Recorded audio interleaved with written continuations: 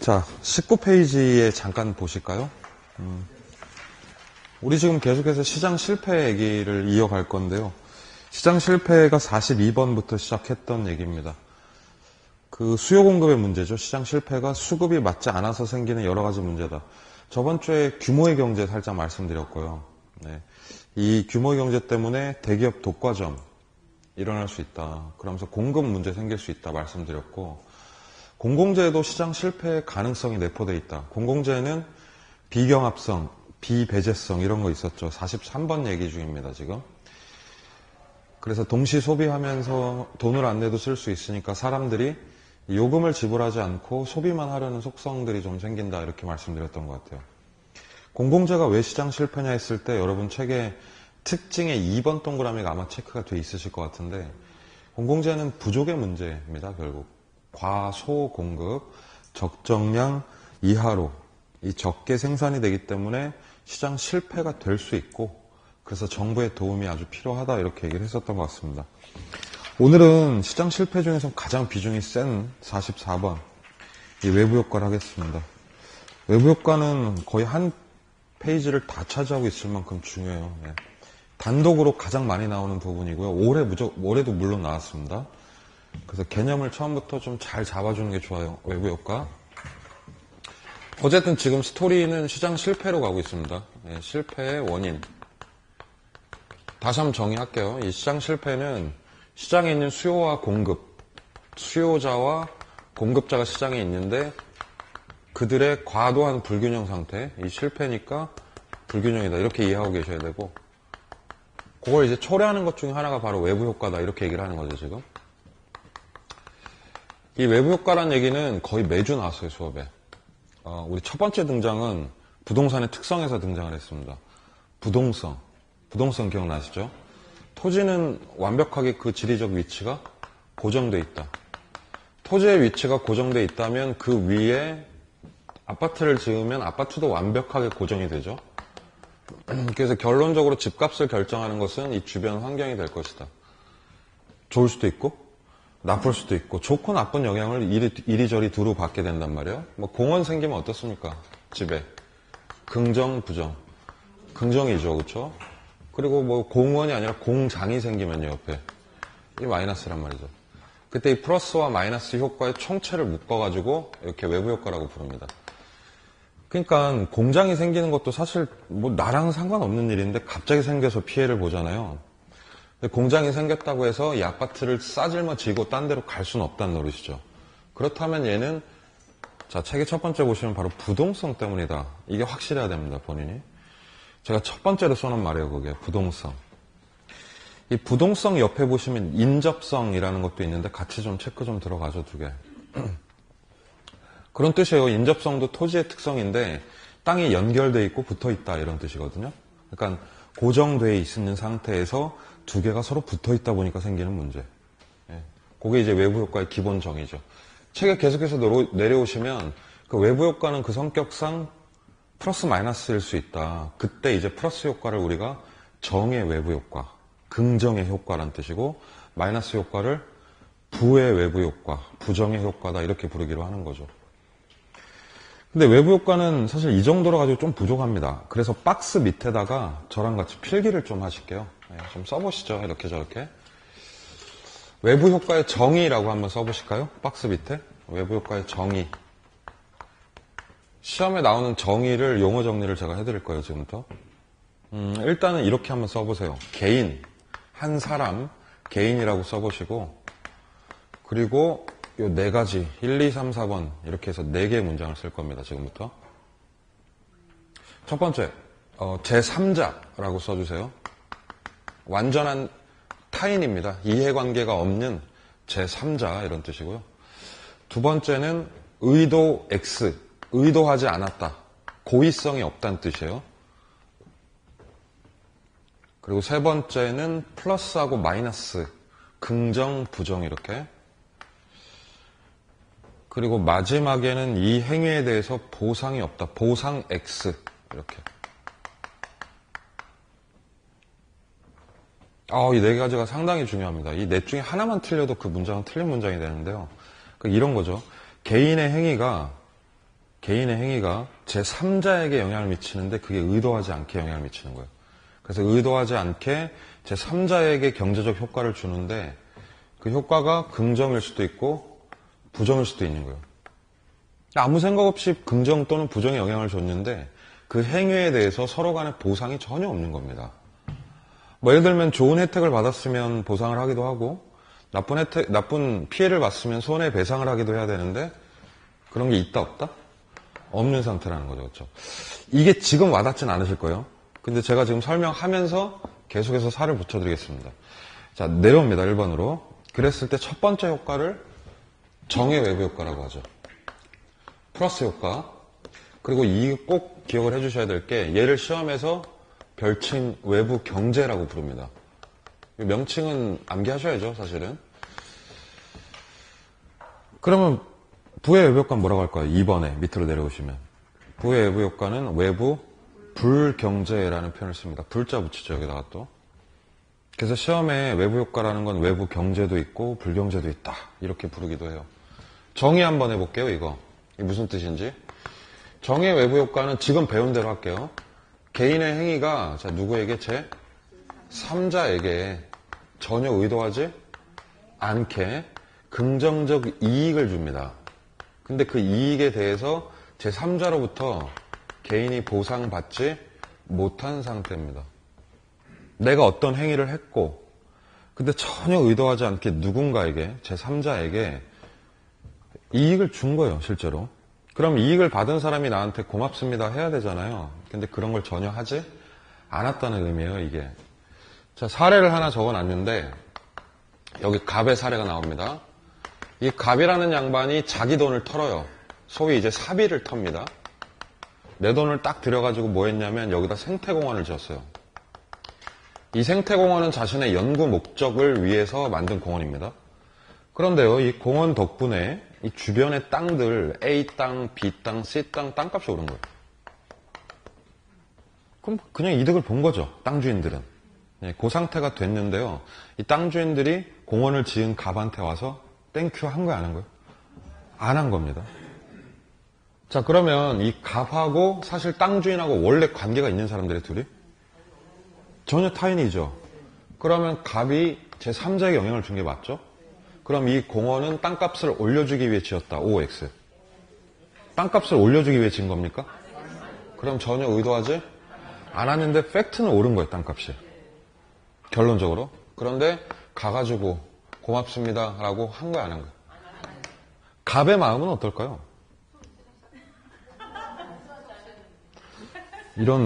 이러지 않을까요? 아니, 길에서 만나서면 눈인사라도 해야 되는데 그런 것도 없는 거지. 그럼 갑은 좀 솔직히 깔딱지근하죠. 네, 이게 깔딱지근한 이유가 있어요. 왜냐면 갑이 분명히 자기 돈을 썼거든요. 내 돈을 써서 누가 좋은 일 한 거예요, 지금?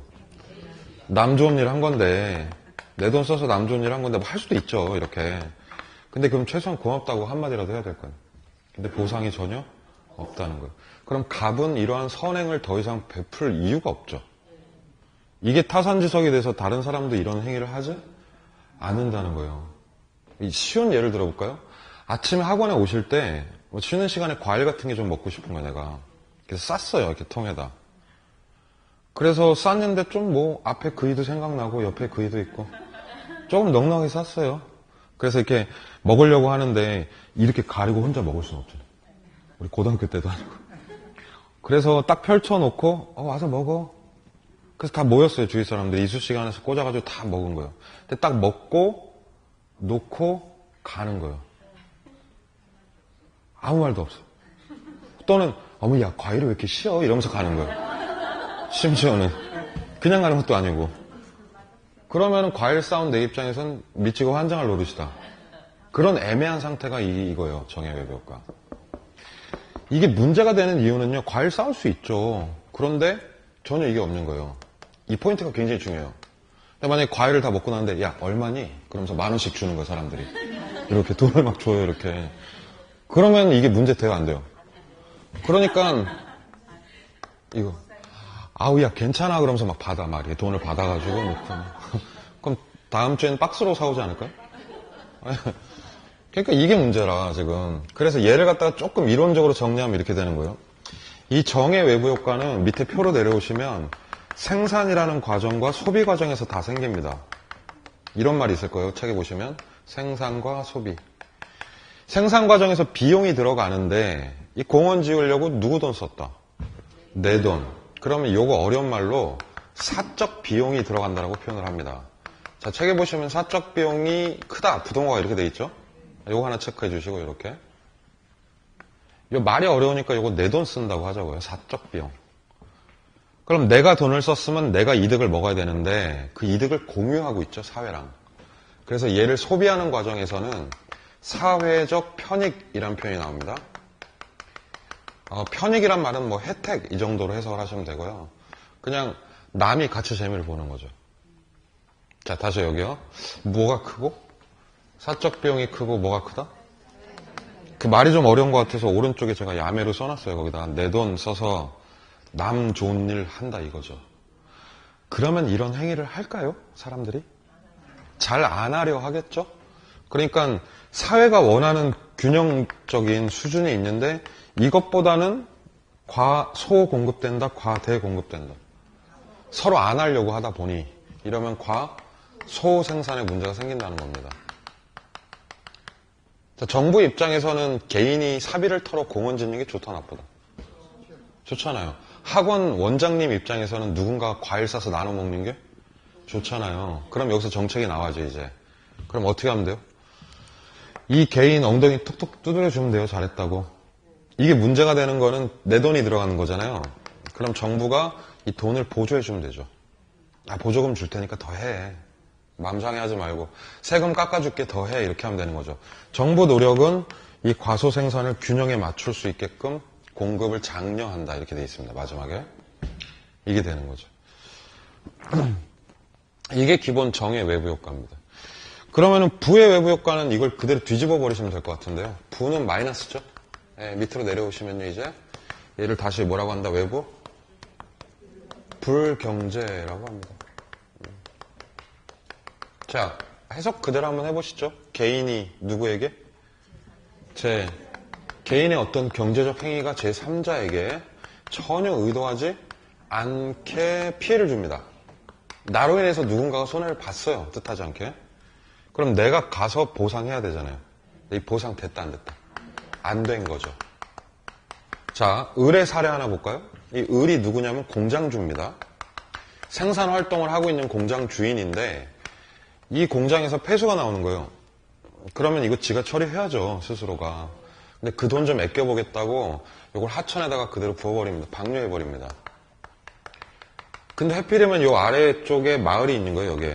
그리고 이 마을 사람들이 여기서 물고기 잡아서 살고, 이 강을 끼고 삶을 살고 있는데, 방류했으니까 피해봤죠. 그럼 공장주하고 이 마을 사람들은 원래 거래를 하는 당사자가 아니잖아요. 얘가 하천에 폐수를 방류한 것은 이들을 괴롭히기 위함이다. OX. 에잇 그러면서 방류한 거 아니잖아요. 의도성이 있어요, 없어요? 없는데 팩트는 손해예요. 그럼 공장주가 가서 무릎 꿇고 사과해야죠. 보상금을 주든가. 한 거 안 한 거. 이렇게 하고 넘어가 버린 거예요, 이 사태가. 그러면 누구나 이런 짓 하지 않을까요? 그렇죠? 이 행위를 잘 보세요. 이 과정에서 좋은 사람이 있습니다. 누가 좋죠? 얘 한 명. 한 명이 좋아요. 누가 나빠요? 얘 빼고 다. 이렇게 보시면 돼요. 얘 빼고 다입니다. 그러면은 이건 결국 사회적 손해가 난다는 얘기예요. 그래서 똑같이 접근을 하자면 결국 사회적 비용이 들어간다, 얘는. 이 사회적 비용은 쉽게 말하면 그냥 사회적으로 손해가 난다는 얘기예요, 이게. 돈은 남이 쓴 거예요, 결국. 근데 그 재미는 누가 봤어요? 개인이 그 재미를 취득했죠. 그러면 이거는 사적 편익이 크다라고 이해를 하시는 겁니다. 자, 쉽게 제가 써놨어요, 또 옆에. 돈은 누가 쓰고? 남이 쓰고. 재미는 내가 본다. 이 얌체짓 아닙니까, 결국. 그러면 이런 행위를 그대로 방치해버리면 이것은 우리가 참아낼 수 있는 수준보다는 과해지지 않을까요? 무슨 생산이? 대생산이 된다. 그럼 정부가 뭘 해줘야 돼요, 이거는? 장려하면 안 되겠죠? 네, 공급을 억제해야 되는데요. 간단합니다. 개인한테 돈을 쓰게 하면 돼요, 을한테. 얘한테 벌금을 딱 때려버리면 되죠. 과태료를 매기거나 아니면 세금을 중과해버리면 이게 해결이 될 것이다. 그래서 정의 외부 효과는 정부가 어떻게 해야 돼요? 장려. 부의 외부 효과는 억제 또는 규제 이렇게 되는 거죠. 자, 생각을 다시 해봅시다. 처음으로 돌아가서 우리가 지금 뭘 배우고 있죠? 본질의 이제 문제에 다시 접근하겠습니다. 우리가 배우고 있는 게 지금 시장 실패의 원인이다. 시장 실패라는 건 무슨 뜻이다? 수요와 공급이 서로 빠그러지면 시장 실패예요. 자, 잘 보세요. 이게 좀 어렵습니다, 여기가. 정의 외부 효과는 남을 이롭게 하죠. 좋은 거죠. 그럼 얘는 시장 실패가 아니다. 좋은 거라면서요. 시장 실패입니까? 시장 실패가 뭐예요? 제가 좋다 나쁘다 얘기한 적 한 번도 없습니다. 그렇죠? 이 중요한 게 시장 실패라고 하는 건 잠시만요. 마이크 핀이 없어서 마이크가 지금 없어졌어요.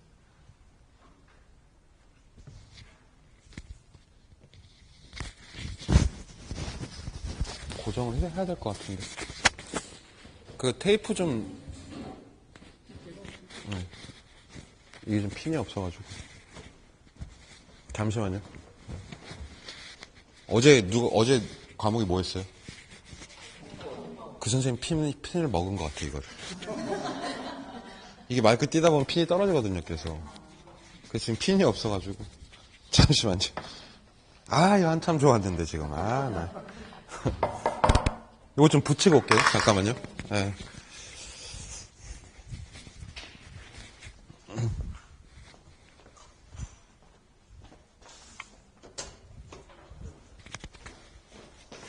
이거 아니면 좀 세려나요?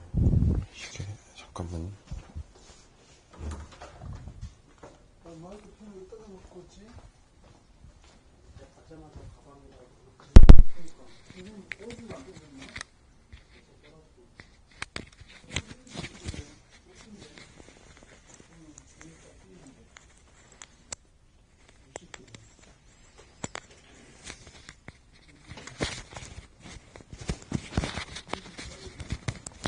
네, 한번 잠깐만요.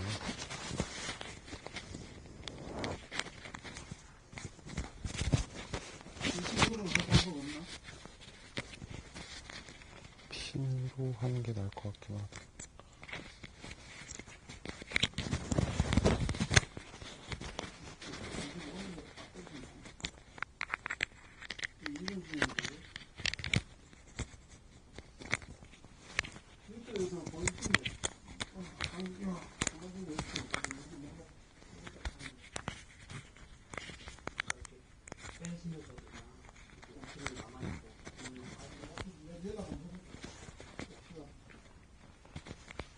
아, 됐다.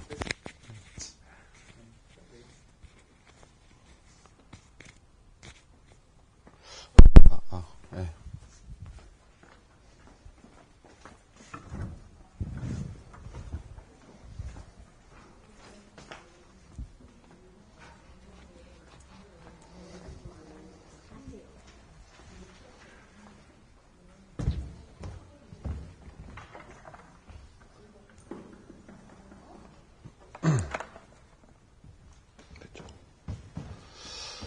자, 이 시장 실패의 문제라는 게 수요와 공급의 불균형 문제라고 했죠, 그렇죠? 근데 진짜 조심하실 게 이 시장 실패는 선과 악의 문제가 아닙니다. 그게 무슨 말이냐면 좋다고 해서 실패가 아니고 나쁘다고 해서 또 실패고 이런 것도 아니란 얘기예요. 그걸 조심하셔야 돼요. 그러니까 머릿속에서 얘가 흔들리시면 안 됩니다. 수급이 안 맞으면 무조건 뭐다? 실패인 거예요. 공공재 좋잖아요. 그럼 그 시장 실패 아닙니까? 그것도 아니잖아요. 공공재는 부족해져요. 태생적으로. 그럼 걔는 시장 실패가 맞는 거죠. 그렇죠?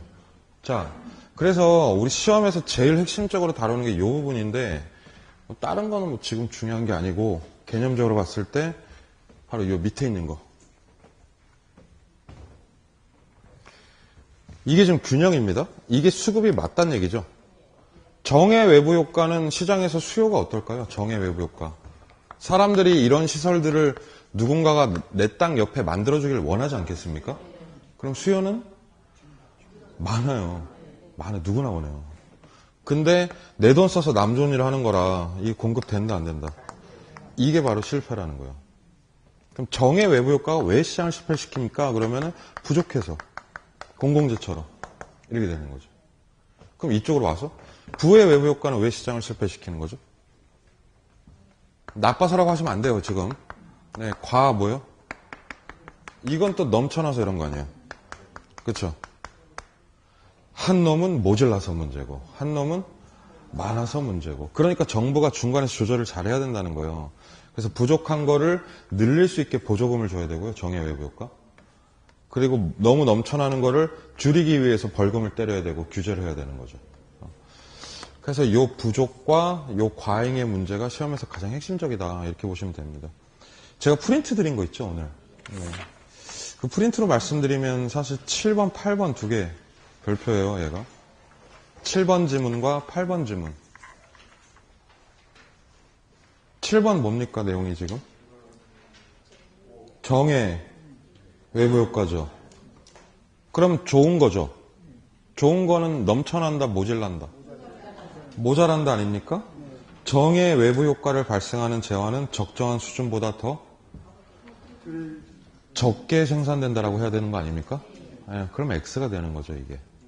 이게 딱 시험에 이렇게 나온다고 보시면 돼요, 똑같이. 8번은 어떨까요, 그럼 8번? 부의 외부 효과는 요거 나쁜 거는 너무 많아지니까 또 문제 아닙니까?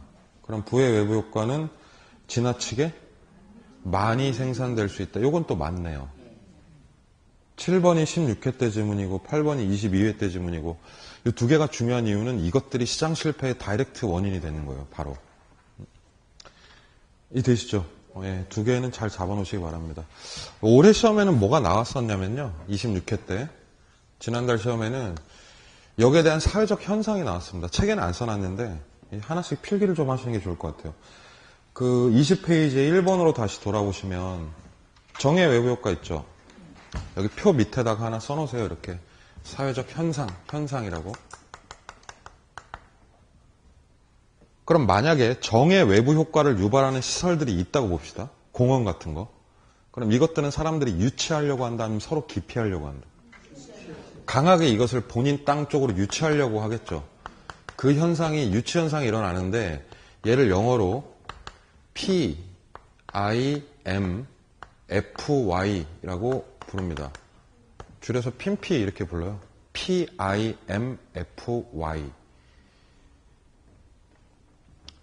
자, 뒤에 IMFY가 뭐냐면 이 줄임말인데 In my front yard라는 뜻입니다. In my front yard 하면 내 앞마당에 이런 뜻이에요.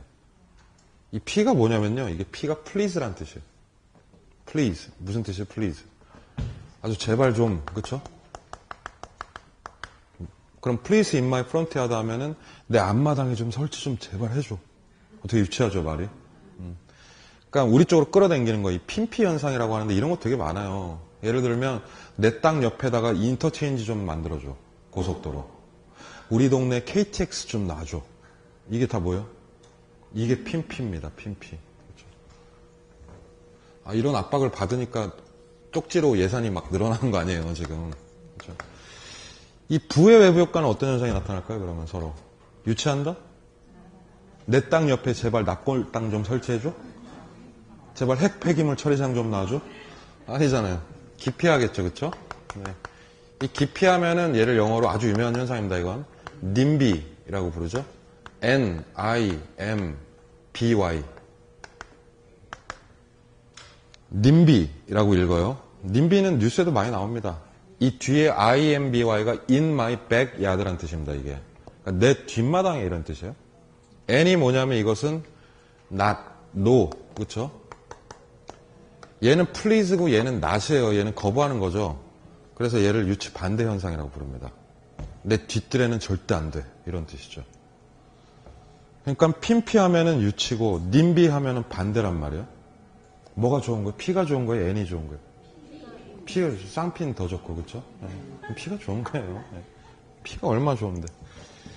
그래서 이렇게 기억하시면 돼요. please냐 아니면 no냐의 차이죠. 그쵸? 네. 그게 이제 이번 시험에 나왔던 내용 중에 하나입니다. 외부 효과는 일단 그 정도로 간단하게 정리를 하겠습니다. 자, 45번 내려오시죠, 이제. 시장 실패 얘기 나왔으니까 이제 정부가 시장에 들어가서 그 시장 안에 개입하는 얘기들이 좀 쭉 나오게 되죠. 타이틀 보시면은 정부 개입의 문제라고 되어 있는데 바로 표로 들어올까요? 아래쪽에? 정부 개입의 1번 동그라미 보시죠. 정부가 시장에 들어와서는 나름대로 정당성이 있어야 돼요.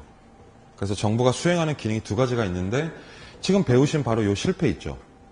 요거를 정부가 만져줘야죠. 이걸 시장 실패의 수정이라고 부릅니다. 이 시장 실패를 수정하는 정부 역할을 써놓으세요 하나. 경제적 기능이라고 부릅니다. 경제 활동을 원활하게 돌리기 위해서 경제적 기능을 수행한다라고 보시면 되고 맨 밑에 표에 있어요. 1번 동그라미에.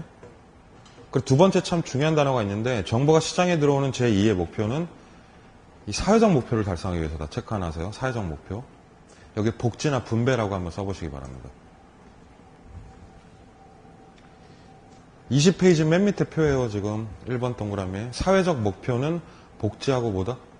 분배. 자, 잠깐만 저 봐주실래요? 우리 시장에서 분배한다 안 한다? OX. 시장은 알아서 분배 기능이 있다. OX. 시장에서 부의 분배합니까? 안 합니까? 부의 분배를 하긴 하는데 이 부를 재분배하진 않아요. 우리가 거래를 하면서 서로 간에 자산을 주고받죠. 그럼 부의 분배, 자원 분배를 하긴 해요.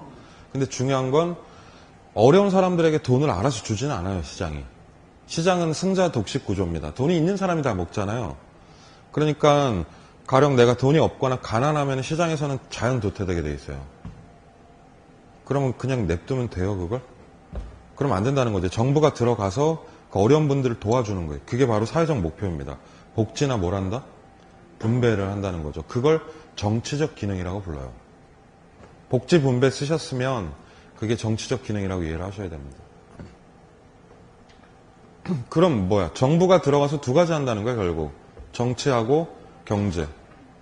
정치 별거 아닙니다. 그냥 어려운 사람 도와주는 게 정치입니다. 그리고 경제는 시장 실패를 수정해서 수급이 자유롭게 되도록 시장을 잘 만져주는 기능을 하는 거죠. 그렇죠? 자, 그러한 목적을 달성하기 위해서 오른쪽 위로 올라오시면 이 정책을 펴는 수단이 세 가지가 있는데 얘도 이제 바로 직방 나오죠, 시험에. 그걸 이제 시장 개입 수단이라고 불러요. 이 외부 효과 지금 했던 얘랑 더불어서 거의 쌍벽입니다. 얘가 시험 나오는 게. 내년에도 거의 나올 거라고 보는데 지금 세 가지가 있죠. 이렇게 써볼게요. 첫 번째 뭐 있다? 직접적 개입. 네, 색칠하세요. 직접이란 말.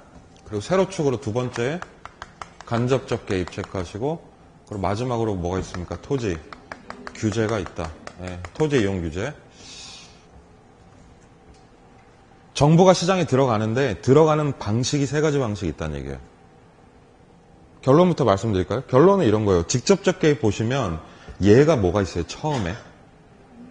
공영개발 보이십니까? 책에? 예, 공영개발은 간접적 개입이다. OX.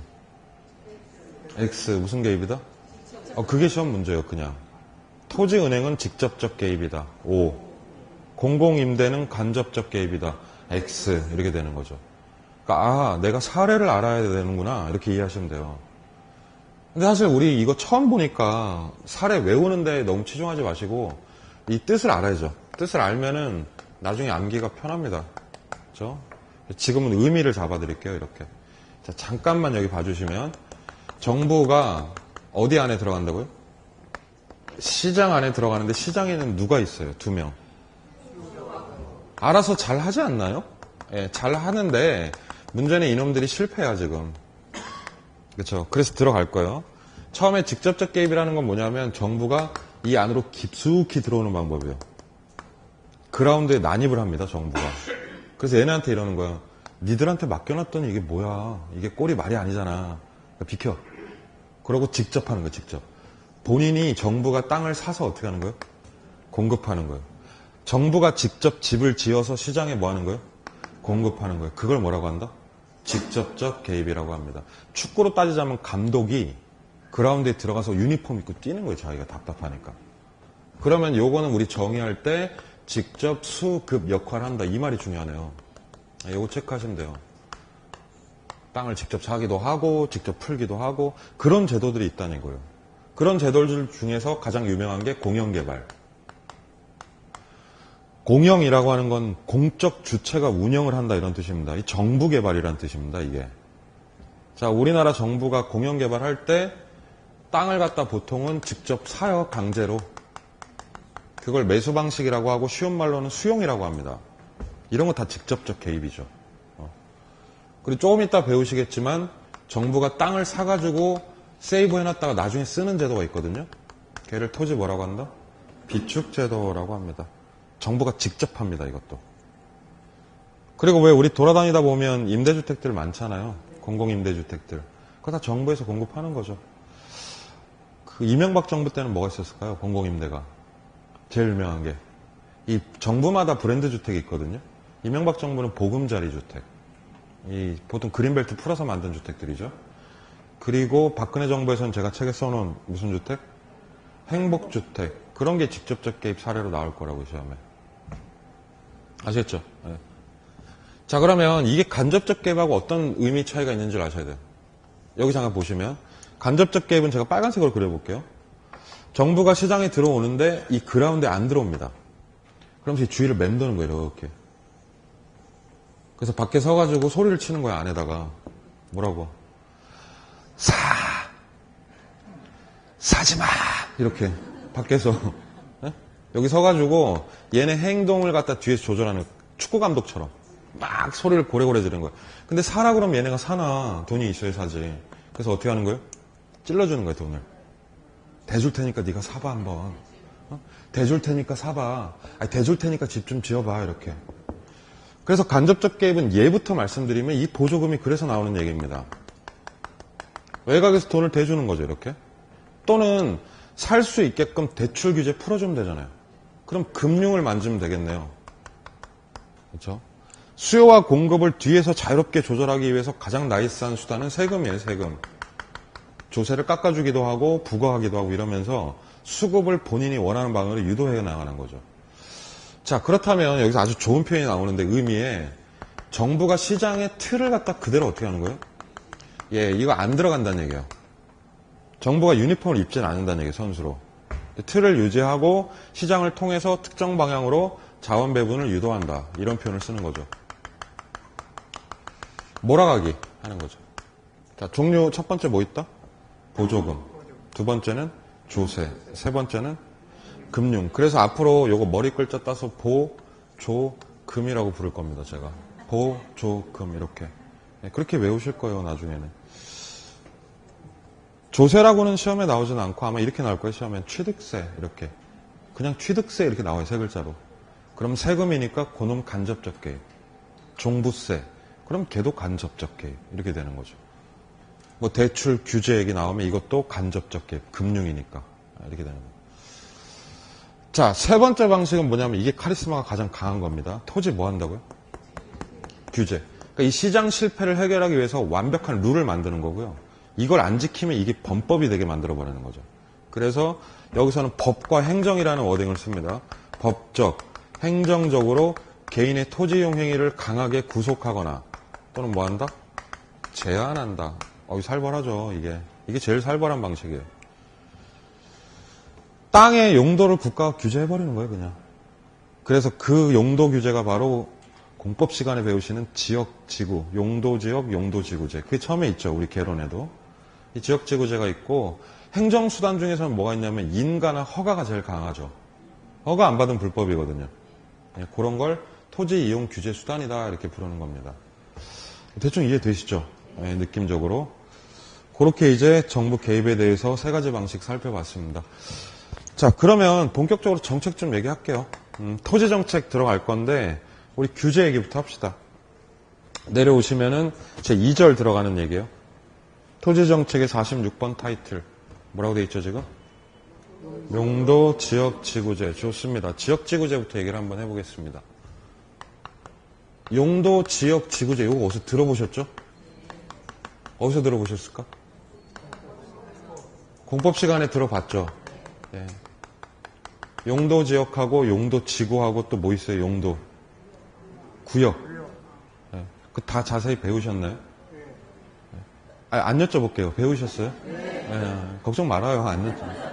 뭐 제가 지금 용적률을 여쭤보겠습니까? 건폐율을 그냥 들었다 그러면 너무 고마울 것 같아서.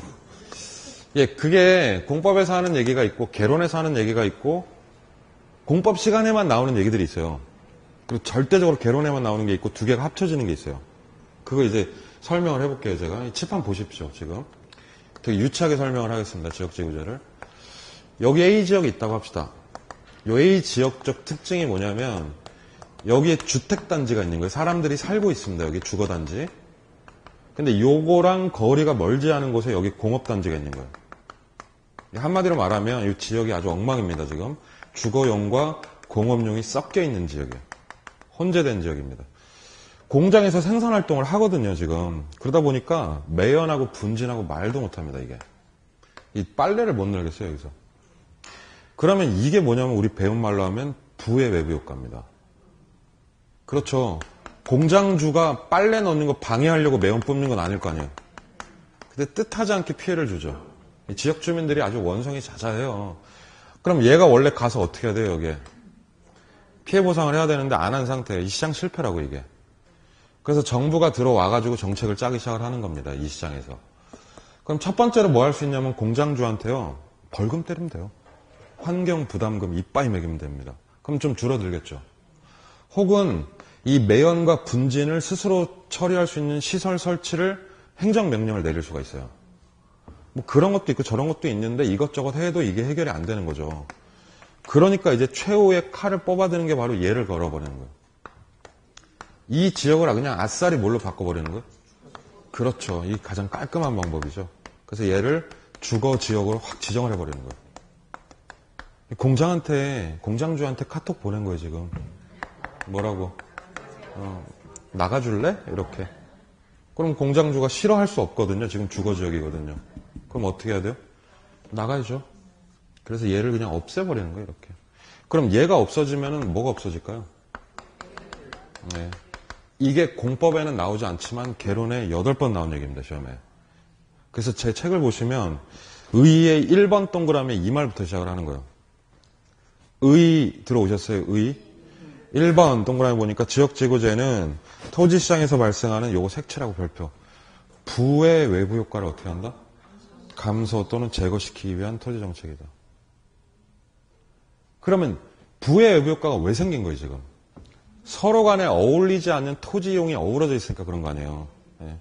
그러니까 이런 식으로 국가가 가만히 냅두면 땅이 엉망진창이 될 거 아니에요. 그러니까 공권력이 개입을 해서 국토의 용도를 깨끗하게 지정을 하는 제도. 자, 이번에 그러니까 지역지구제는 전국의 국토를 어떻게 용도별로 나누죠? 그래 놓고 같은 용도끼리 묶어주는 거예요, 지역을. 그래서 토지 이용의 효율성을 높인다. 이게 나오죠, 공법에서. 이용의 효율성을 높이고, 자, 밑줄 무슨 이득? 집적 이익을 추구한다. 이 말도 아주 유명합니다, 개론에서. 모일 집자에 쌓일 적자예요. 모여서 쌓여있다는 얘기예요. 그래서 집적 이익이 앞으로 나오면 모여 있을 때 발생하는 이득이라고 해석하시면 돼요. 같은 용도끼리 있으면 시너지 효과가 나겠죠. 그런 걸 추구하는 정책이다 이거죠. 근데 이 지역지구제라는 게 그냥 권유가 아닙니다. 공장주한테 나가줄래? 이렇게 하는 게 아니에요. 강력한 뭡니까? 규제죠. 이거 되게 빡센 규제예요. 유도리 없는. 여기 잠깐 보실래요? 여기 지금 무슨 지역 됐어요? 공장 들어가면 안 됩니까, 여기? 전혀 안 됩니까? 조금만 들어갈게요, 여기. 조금만, 이렇게. 조금만. 네, 돼요, 안 돼요? 이게 뭐 장난도 아니고 안 되죠. 이건 전혀 제로예요, 유도리가. 그러니까 여기 딱 그러면 그 용도 외에는 안 되는 거예요. 네, 그 정도로 강력한 규제라서 이 국가의 토지 용도를 결정하기 위해서 법령이 필요한 거예요. 그 법령이 바로 우리 공법 시간에 배우는 무슨 법이다? 국토의 계획 및 이용에 관한 매우 짜증나는 법률 이런 게 있죠, 우리나라에. 네. 1년 동안 고생하실 겁니다, 국계법 때문에. 국계법 아주 복잡하거든요. 처음엔 특히 복잡해요. 공법 공부하시면서 우리나라에 이렇게 많은 의사결정권자가 있었구나 느끼시게 될 겁니다. 국장, 시도지사, 광역시장, 특별시장. 하는 일도 없는 것 같은데 결정만 많이 해요. 그렇죠? 국계법에서 그래서 법적 정의를 걸어버리는 거죠. 그렇죠? 처음에 그래서 대한민국의 국토의 용도를 용도 지역 지정하죠. 전국토에 걸쳐서 몇 개로 합니까? 4개 일단 대분류하면. 네, 대분류하면 4개죠. 그러니까 이 지역은 무슨 지역이에요? 도시 지역이거나 이 지역은 관리 지역이거나 이 지역은 농림 지역 또는 이 지역을 자연환경 보전 지역 이렇게 지정을 하는 거죠. 여기까지는 개론에서도 나옵니다. 예. 우리 책의 용도 구분해 보시면 1번 동그라미에 두 번째 줄이 있을 거예요. 1번 동그라미의 두 번째 줄 화살표 보시면 도관농사라고 하는 거예요. 처음에는. 공법적으로 말씀드리면 국계법에 보면 제2조가 이렇게 되어 있습니다. 용도지역이라고 하면 토지 이용의 효율성을 높이고 공공복리를 증진시키기 위해서 서로 뭐라고 되어 있냐면요. 요거 개론에 나오는 말. 중복되지 아니하게 지정을 한다. 이거 하나 적어 놓으세요. 중복 지정 없습니다. 여기. 이게 무슨 말이냐. 여기 도시지역으로 지정이 돼 있으면 그게 관리지역으로 다시 지정될 일이 없다는 거죠. 넷 중에 무조건 하나. 이렇게. 그런 다음에 도시지역에서 다시 세분되지 않나요? 얘기가? 도시지역이라 하면 여기까지 개론에 나옵니다. 뭐가 있다? 4가지? 주거지역, 상업지역, 공업지역, 또요? 녹지지역, 그쵸? 주, 상, 공, 녹 이렇게 되는 거죠. 자, 공법에서는요. 이 개론은 끝이에요. 여기가. 공법에서는 주거지역을 다시 세분하죠. 그래서 뭘 배우시냐면 공법에서는 이 주거지역의 일종 주거지역 안에는 어떤 건축물을 어떠한 넓이, 건폐율과 높이, 용적률로 지을 수 있는가를 배우세요. 공법에서는 건축의 레시피를 배우는 거예요. 예, 그게 이제 공법이고 우리 개론에서는 주거지역 지정됐죠. 됐잖아요, 여기. 그러면은 이 이후에 얘 집값이 어떻게 변하는지를 배우세요. 경제적 가치. 그렇죠? 그게 약간 차이가 있어요. 개론과 공법이. 근데 일단은 여기까지 하시면 되고 이 주거지역으로 지정이 됐다고 합시다. 그럼 용도지역에서 끝나지 않죠, 얘기가? 그랬을 때 이 주거지역 안에서 이 행위에 대한 특정 행위의 제한을 강화하거나 완화하는 목적으로 여기다가 뭐가 지정돼요? 용도, 지구라는 걸 그 위에 다시 지정을 하는 거예요. 이 지역은 고도, 여기는 미관, 경관, 안전, 방화 이렇게 특정 목적의 지구들을 지정을 하는 거죠. 그러면 용도지역은 중복됩니까? 안 됩니까? 안 되지만 지역 위에 지구가 얹혀지는 건 이건 당연한 얘기예요. 그래서 제가 드리고 싶은 말씀이 이게 개론공법 공통인데요. 지역 플러스 지역 지정되는 건 중복 안 된다. 안 돼요. 이 시험 나와요. 우리 시험에도. 근데 지역이 지정된 위에 특정 지구를 얹히는 작업, 얘를 중첩이라고 합니다. 이거 된다 안 된다? 이건 되는 거예요. 이건 당연한 거예요. 무조건 되죠. 이렇게. 그래서 지역 플러스 지구는 가능하다. 이렇게 보셔야 됩니다. 자, 제가 나눠드린 프린트의 18번 지문 한번 보세요. 18번 지문. 그런 거 나올 수 있어요. 시험에, 올해 시험에 다시. 18번에 그 말 어떻습니까, 지금? 국계법상 용도 모와 지역과 용도 모는 지구는 된다니까요? 된다니까? 중첩해서 지정할 수 있다. 그럼 이게 X죠. 이런 식으로 나온다는 얘기예요, 말이. 뭔지 아시겠죠? 예. 그래서 요 정도까지만 얘기를 하고 개론은 이 공법적인 얘기를 끝냅니다, 여기서. 정말 천만다행입니다. 더 이상 얘기를 안 했어요. 500, 700, 800 안 해워서 정말 다행입니다. 자, 책으로 돌아오시면 세 번째 실시 효과가 나와요. 실시 효과. 그러니까 결국에는 이게 땅의 용도를 같은 용도로 묶어주는 건데 1번. 지역지구제가 실시되면 토지 이용이 어떻게 된다? 구분이 되죠. 그럼 이 효율성이 높아지겠죠. 그리고 2번에 어울리지 않는 토지 이용이 분리되니까 역시 말은 이렇게 끝나네요. 뭐가 제거된다? 부의 외부 효과가 제거되는 거죠.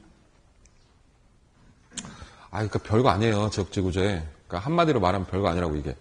그러니까 여러분 냉장고 있으시죠, 집에? 그 냉장고에 칸이 3개 있다고 쳐봐요, 이렇게. 그런데 여기 야채 칸 2개로 나눠져 있고. 여기 첫째 칸에 뭐 두세요? 맨 위에? 본인 냉장고 안에 생각을 해보시면. 냉장고를 열어본 지 오래되셨죠, 솔직히? 나중에 되면 곰탕 하나 끓여놓을 거예요, 그냥 냉장고 안에. 알아서 네가 먹으라고. 먹고 사람 되라고 곰탕 끓여놓을 거야. 여기 위에 보시면 뭐 하여튼 그렇지 않아요? 음료 같은 야구르트 같은 거 있을 수도 있고 쌈장, 된장 이런 거 있을 수도 있고 주요 반찬이 둘째 칸에 들어가지 않나요, 보통? 여기 락앤락들이 이렇게 있고 예. 그 야채 넣어놓잖아요, 여기다가 뭐 신선 야채 넣어놓고 뭐 포장 야채 넣어놓고 이렇게 이게 올바른 냉장고죠. 예. 근데 저희 집 냉장고 진짜 리얼로 말씀드리면 어제 아침 기준으로 여기 먹다 남은 콜라가 있어요, 이렇게 캔이 열려있는 뚜껑채로. 그리고 그 옆에 양파가 반쪽 이렇게 있습니다. 랩에 살짝 쌓여있는. 그리고 이 위에는 정체를 알 수 없는 검은 봉지가 있어요, 이렇게. 열어보고 싶지 않은, 막 뱀 나올 것 같은 봉지.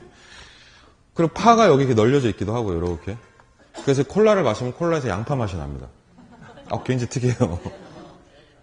이런 상태에서 냉장고를 두는데 이렇게 두면 간혹 가다 장모님이 오셔서, 야! 그러고 아내를 소환을 합니다. 냉장고 정리도 안 하고 어쩌죠. 그러면 괜히 저도 혼나는 것 같아요. 저도 같이 불려가요. 네, 그래서 둘이 이러고 있으면 진짜 장모님이 이거 다 꺼내버려요, 이렇게. 그래서 정리하세요. 냉장고를. 그게 지역지구제예요. 콜라하고 양파랑 섞여 있으면 안 되잖아요. 어울리지 않는 음식 이용이 있잖아요, 지금. 그래서 그걸 어떻게 하는 거예요? 그냥 싹 밀어버리고, 여기 말이야, 제일 위크하는 도시지역으로서 이렇게 하는 거예요. 그럼 엉뚱한 거 안 들어올 거 아니에요, 위에. 그렇죠? 그럼 이제 밑에는, 여기는 관리지역, 애매하니까 관리지역으로 지정해, 여기는. 응? 그럼 밑에는 여기 농림 쓰고, 여기 자연 쓰고, 그럼 서로 피해줄 거 없잖아, 이런 얘기죠. 그러면 완벽하게 이 콜라에서 양파 냄새 나는 걸 제거할 수 있다, 이거지. 그러니까 부의 외부 효과가 어떻게 되는 거죠? 제거. 그러니까 장모님이 정부 역할을 하는 거죠, 냉장고 정리하면서. 지역지구제는 그래서 냉장고 정리다, 이렇게 보시면 됩니다. 근데 이거는 장모님이 냉장고 치워주는 거랑 좀 달라서 법이에요, 법. 어길 수 없는 법이죠. 강력한 토지 규제다? 이렇게 하면 훨씬 쉬워질 거예요, 내용이. 그게 첫 번째 정책이었고요. 두 번째 47번 내려오시면 또 다른 정책이 나옵니다. 내용이 뭐죠? 토지? 비축제도, 토지은행이라는 제도인데요. 여기 잠시 쉬었다가 이제 진행을 해드리겠습니다. 네.